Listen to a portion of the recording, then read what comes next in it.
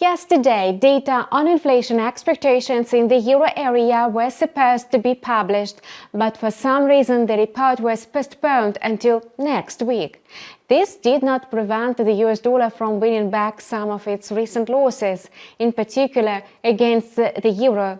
And today the market is digesting factory inflation data for the eurozone, Australia's GDP and Japan's wages. For Japan's financial authorities, overall cash earnings data is of fundamental importance. After all, it was the growth of wages that was supposed to provide the Bank of Japan with a safety cushion in its plans to transition to a more aggressive monetary policy. The average cash income jumped by 2.1% in April. Hence, the indicator of real wages adjusted for inflation has been declining for the 25th month straight and still remains in the negative territory. At the same time, consumer prices within the country, on the contrary, are rising. So, the Bank of Japan faces a very difficult choice. Last week, a policymaker said the central bank could raise interest rates if a sharp fall in the yen entails further inflation. Perhaps the time is ripe for this policy decision that will be announced tomorrow. Judging by the movement of the yen above 156, traders are rather pessimistic. Meanwhile, the US dollar managed to win back some of its recent losses and, with the support of bulls, moved into the growth zone of 104.10 and 104.30 points. Moreover, it looks as if its decline was only in temporary retracement by and large. The market sentiment now is that traders are betting on the greenback strands in relation to all its rivals in the currency basket. The Bank of Canada is due to make its interest rate decision tonight. Considering that the Canadian dollar occupies 9.1% in the greenback index basket, the dovish decision of the Canadian regulator will work in favor of the US dollar, as well as tomorrow's decision of the ECB. Markets estimate the probability of a June rate cut in Canada at about 75% and in Europe at 95%. At the same time, forecasts allow for a possible start to easing monetary policy in the United States in September, with a probability of 65%. At the policy meeting tomorrow, they also add that the ECB will announce a reduction in the refinancing rate. However, before this, the single European currency may rebound to Tuesday's highs. But the chances of this are very slim. First, the euro could have found support in the factory inflation report for the eurozone, but the actual PPI turned out to be much better than estimated. The index came out at a minus 5.7%, while forecasts expected only minus 6.2%.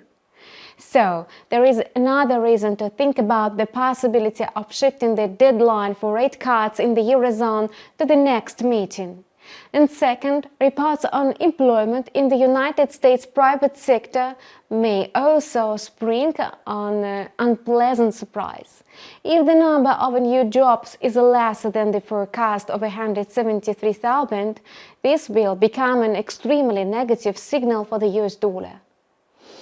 As a result, the combination of these factors should contribute to the strength of the single European currency. However, for now, the euro is very stormy, and the euro-dollar pair again pulled back from the resistance level of 1.09 and entered into consolidation within the range of 1.0874 to 1.0889.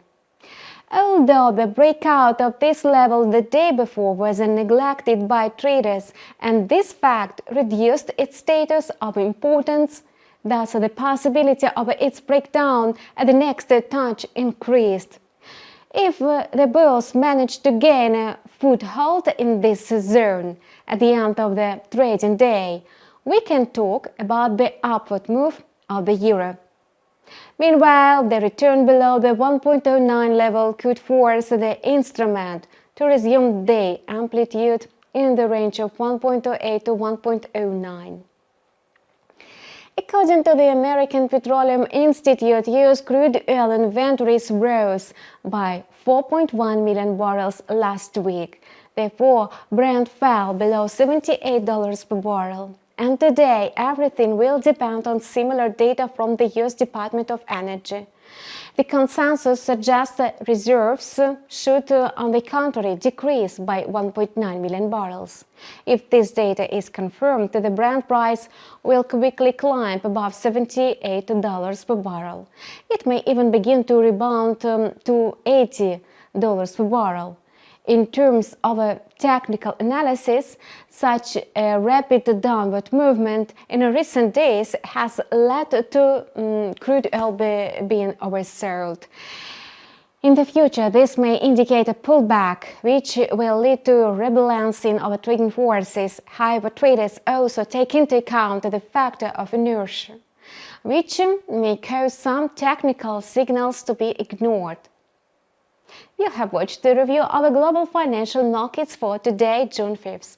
Keep close tabs on the markets on the InstaForex TV channel. Feel free to leave your comments.